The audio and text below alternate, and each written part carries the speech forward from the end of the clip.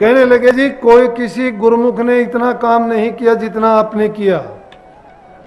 बोला मैं दावे के साथ कह सकता हूं मैं एक जगह नहीं गया, इतने थोड़े टाइम में इतना काम किसी ने नहीं किया।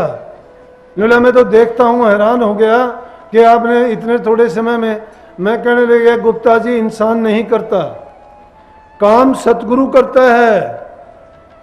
काम करवाने वाला होना चाहिए, जो गुरु के बारे में सोच ये लेता है कि गुरु हमारा गया, गुरु हमारा ये करता है, गुरु हमारा वो करता है।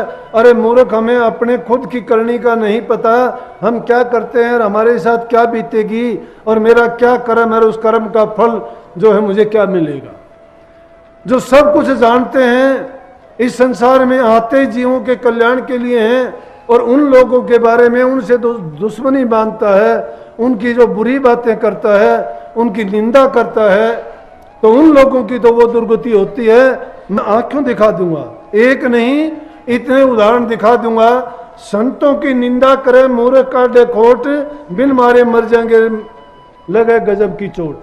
गैब की चोट वो जाहिर नहीं होती, वो चोट किसी की औलाद में कर देती है, किसी की धन संपत्ति जायदाद में कर देती है। हम खुश हो जाते हैं मैंने धन जोड़ लिया, आग लग जाएगी।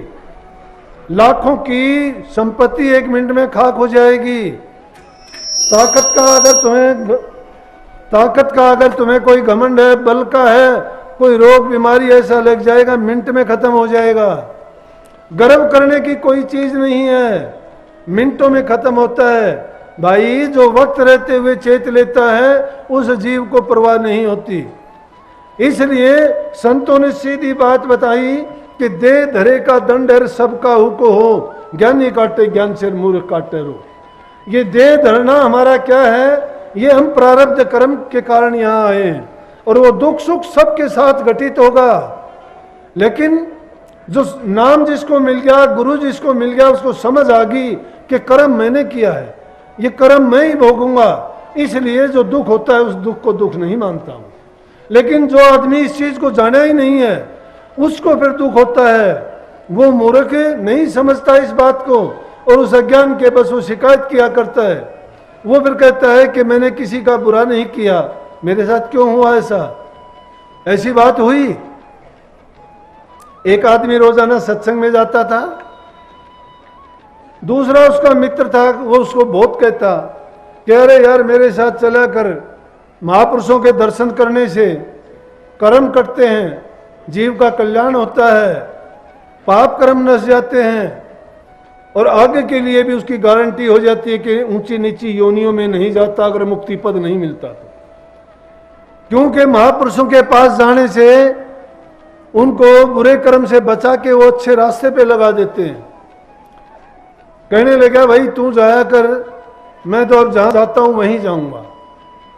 वो जाता था संतों के पास में, वो जाता था खोटे कर्म करने के लिए।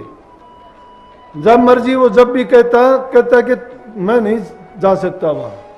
क्या रखा है वहां, परमात्मा ने पैसा दिया है, परमात्मा ने धन दौलत दी है, ये जो संसार के पदार्थ दिए ये हमारे लिए भोगने के लिए दिए हैं। अगर ये पदार्थ नहीं होते परमात्मा क्यों देता हमें? ये धन जो दिया है ये ऐसा आराम करने के लिए दिया है, ये सुंदर तन दिया है, इसे जो मर्जी हम काम करें, परमात्मा की इच्छा से ही तो आए हैं, हमारी इच्छा नहीं है ये। क्यों अज्ञान की बात में, अंधेरे में जो इंसान रहता है उसको पता नहीं है।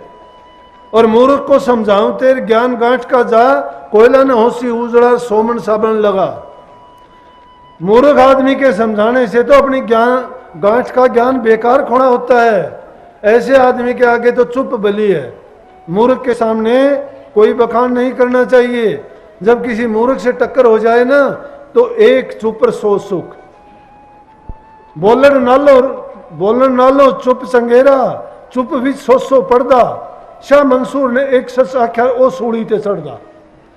बोलने से चुप रहना है, चुप रहने में बहुत से गुण हैं।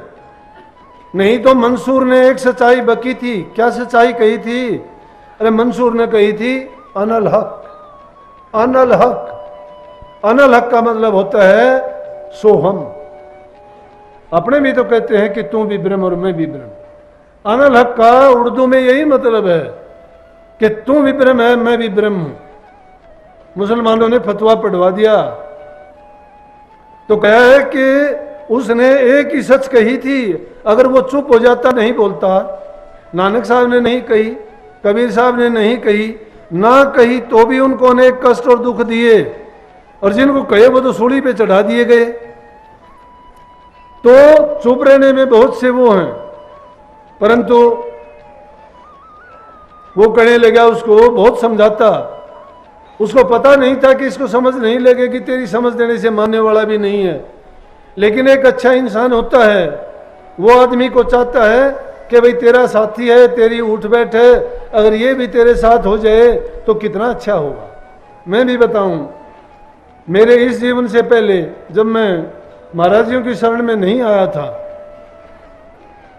तो भाई लगता था, हमारा महिपाल था, अब तो दुनिया में नहीं है वो भी, उसने बहुत पहले नाम ले रखा था।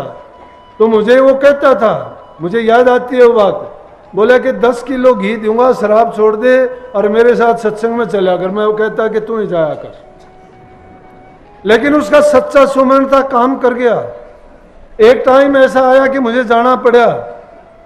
अगर तुम सच्चे मन से मन की वृत्तियों को एकाग्र करके और दिल में सच्चा संकल्प उठाओगे, तुम्हारा संकल्प पूरा हो जाएगा। लेकिन धैर्य रखना, धीरज के साथ करना, ये ना कर लेना कि एक मुसलमान भाई था और उसने सत्संग में सुन लिया, संतों ने कहा कि भाई 24 घंटे में इंसान के मुख से ऐसी वाणी निकलती है जो सत्य हो जाती है। हमारी सारी सत्य होती हैं, लेकिन हम जरूरत की बात नहीं बोलते। हम तो सुबह से लेकर शाम तक बक बक झकझक करते हैं। बक बक झकझक क्या है? परमात्मा के गुणगान के सिवाय बाकी बातें बक बक झकझक हैं। किस मतलब की है? जितना ज्यादा इंसान बोलेगा उतनी ज्यादा झूठ बोलेगा। सच्चाई तो बहुत कम होती है, लेकिन जितने बोलते जाओगे उतनी झूठ बढ़ती चली जाएगी। कम बोलोगे उतनी सच्ची है, जरूरत की बोलोगे वो और भी सच्ची हो जाएगी, 20% सच हो जाएगी। लेकिन अगर बिल्कुल ही ना बोलोगे और कम से कम बोलोगे तो जो बोलोगे वही सही बोलोगे, सत्य होगी। तो महापुरुष से सुन लिया कि दिन में एक बार तुम बोलते हो वाणी सत्य है, तो उसने सोचा कि आज मैं एक ही वाणी बोलूंगा, अगर वो सत्य होती है तो सत्य हो जाएगी। उसने एक कोई चीज ली, पत्थर, और उसको कहने लगा कि सोने का हो जा, सोने का हो जा, सोने का हो जा। पूरा 24 घंटे उसको होने को हो गए। मैं कहता हूं धैर्य रखना। धैर्य जो खो देता है, संयम खो देता है, परीक्षा होती है। आपकी भी ये परीक्षा है। इतनी गर्मी में बैठा के और जब सत्संग सुनने के लिए आपको बुलाया, परीक्षा ही तो है। देखते हैं कि कितनी ज्यादा धैर्य रख के सुनते हो। जो होंगे चंचल मन के वो तो उठ के चल देंगे कि पेड़ों की छाया में बैठेंगे, हवा में बैठेंगे, बाहर भी सुन जाएगा। लेकिन जिनको लगन सच्ची है वो यहीं बैठेंगे। कहेंगे जब उसको गर्मी नहीं लगती वो बोलेगा, हम चुपचाप तो सुनेंगे। जब उसको नहीं लगेगी तो हमें कैसे लगेगी? और जब तुम अपना मन मेरे में जोड़ दोगे, तन में रहोगे तो गर्मी लगेगी तुम्हें। मैं अब तन से बाहर हूं, मुझे गर्मी नहीं लगती। तुम भी बाहर हो जाओगे, तुम्हें भी गर्मी नहीं लगेगी। गर्मी तब तक लगती है तब तक ये मैं मेरा है। जब तू और तेरा कर दोगे, मुझे सौंप दो, मैंने सतगुरु को सौंप दिया, आप मुझे सौंप दो, तो बात में बात और आ जाती है, यादें वो फिर बीच में छूटती चली जाएंगी। नहीं तो फिर वो कहने लगा, पूरा दिन करता रहा बेचारा, सोने का हो जा, सोने का हो जा, सोने का हो जा।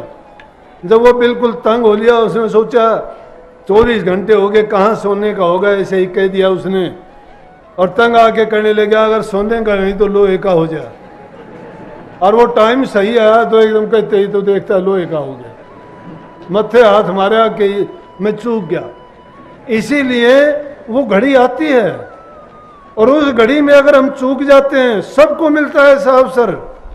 किसी को सपन में मिलेगा, किसी को ध्यान में मिलेगा, किसी को साक्षात जीवन में मिलेगा, लेकिन बड़ी मुश्किल होगी चेतना। संतों की बात पर यकीन आना ही मुश्किल है। यकीन अगर आ जाए तो फिर क्या कहना।